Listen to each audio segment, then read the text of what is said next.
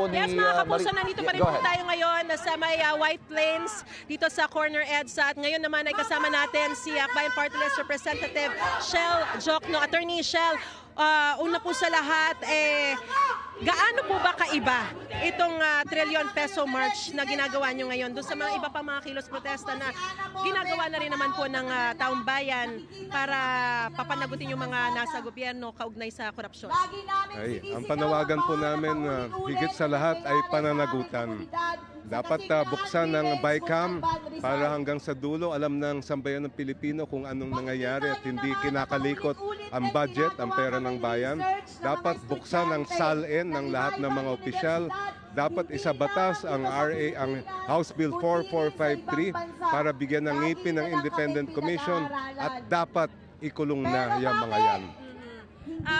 Bigyan lang natin po ng linaw at konteksto, no? Bakit natin tinatawag na trillion peso march ito pong pagtitipon nyo ngayong araw? Ito pang marcha nyo ngayong araw na to.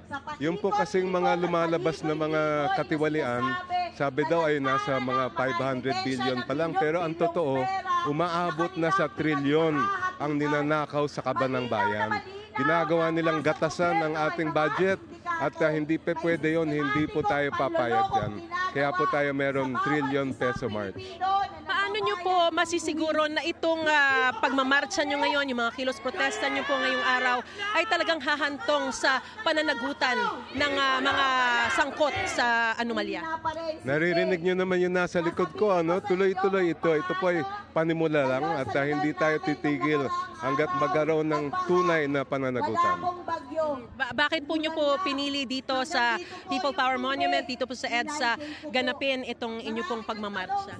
Eksakto din po ang petsa natin ngayon na September 21. Inaalala natin ang mga abuso na nangyari nung diktadurya Marcos nung martial law. At dapat hindi na maibalik yung ganyang klaseng pamamahala. Kasama na doon yung pagnanakaw sa pera ng mga Pilipino. Ano po ang epekto sa mga ordinaryong mamamayan ng mga anomalya, ng mga korupsyon na nangyayari, lalo na ito pong naungkat na flood control project scam?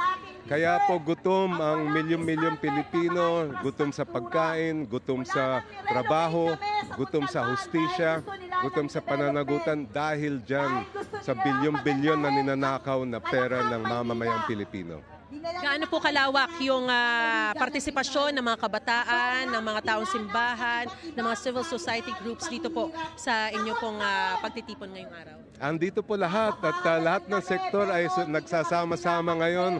Ilalabas natin ang ating hidangin sa loobin sa ating pamahalaan. May mensahe po ba kayo doon sa mga sangkot sa flood control project scam?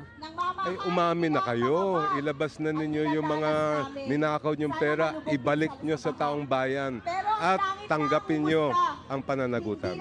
Maraming salamat po. Attorney Shell Jokno, siya po ang party list representative na Akbayan Party List. Maraming po salamat. Hindi ko na po kayo hold dahil alam ko po marami pa po kayong mga gagampanan dito sa pagtitipong ito.